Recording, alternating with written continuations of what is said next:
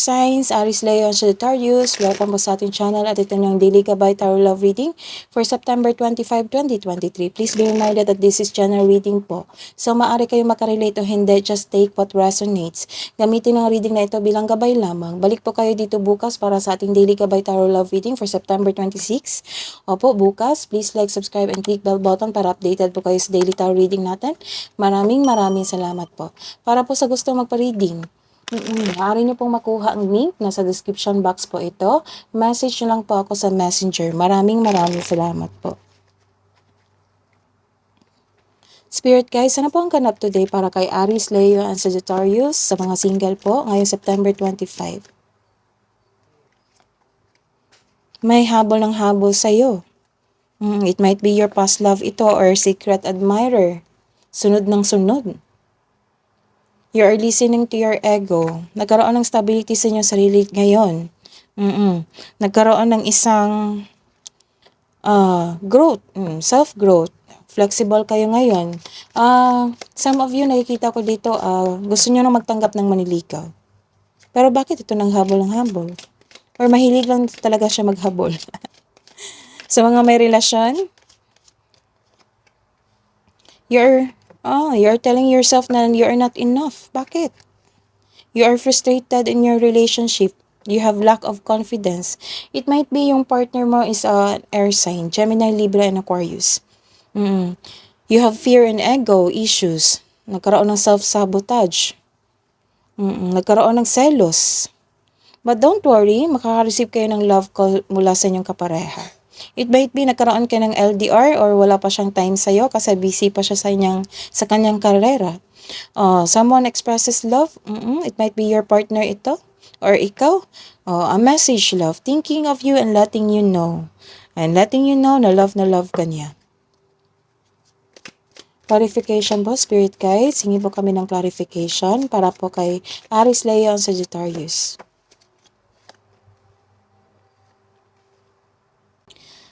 This is success. May success na parating. New doors opening. So, tanggapin mo tong taong ito, yung naghahabol sa'yo, yung bagong person mo, yung manliligaw. So, spend time with people who inspires you and motivate you. May sinasabi rin dito na makatagpo ka ng papareha through friends connection. So, this is, you are feeling trapped. Nagkaroon ng restriction. Feeling mo hindi ka makawala sa isang sitwasyon. You are stuck sa sitwasyon ngayon. Nakatali ka sa isang bagay o tao o ikaw ay nahihirapan. Feeling mo trapped ka sa isang relasyon. Or stuck ka sa inyong sarili. Nag-iisip kang umalis. Or pakawalan ito pero ayaw mo. Bakit kaya? It might be your past ito. Kinukulong mo yung sarili mo. Pero don't worry, nakikita ko dito na magkaroon ng self-growth. Pakawalan mo yung emotion na ito. Kasi makawala ka. Walang sword sa likod mo. So, ikaw mismo ang makawala sa inyong emotion. Ikaw mismo, hindi yung ibang tao. Hindi yung sitwasyon. Ikaw mismo po. So, para po sa mga couple po, Spirit Guides, Cancer, Aries, Leo, and Sagittarius ngayong September 25. Wow. So, after this emotion, granted yung manifestation mo. May minamanifest kayo. Oo. Granted po. Nagkaroon ng solid beginning sa inyong karelasyon ngayon. Wow. Nagkaayos kayo. So, sa mga marelasyon, blooming kayo ngayon that has a potential to be stable. So, naging okay. Kasi nagkaroon ng love call dito eh. Pinaramdam niya sa'yo na iniisip ka niya parate, mahal na mahal ka niya. This is, nagkaroon talaga ng partnership dito, naging stable kayo. Maaring nag-set kayo ng schedule na magkita kayo, or pauwi na siya. This is also called a destiny card. So, isang malaking good news ito sa inyo. So, maghanda dahil ito yung nakatadhana sa iyo. Itong kapareha mo ay nakatadhana sa iyo. Wow. Hidden truth po, anong iniisip mo, anong iniisip niya. Sa mga single, sometimes I stay awake thinking about you. Sa mga may relasyon, I am not available. Bakit naman?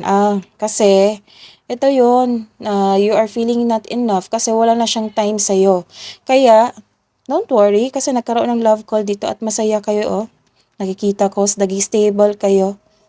So, don't worry. May sign dito na destiny mo siya.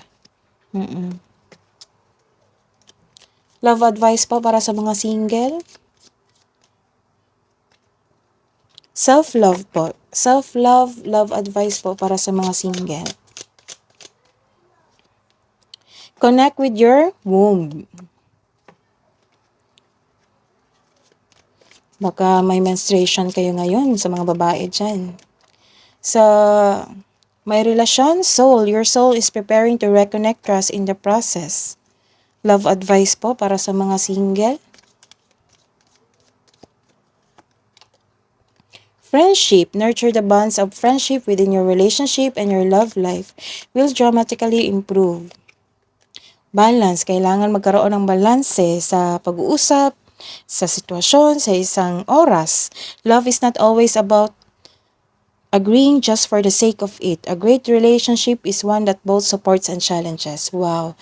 That is your reading today, Fire Signs. Balik po kayo dito bukas. Please like, subscribe, and click bell button for notification para po updated kayo sa daily tarot reading natin. Maraming salamat po.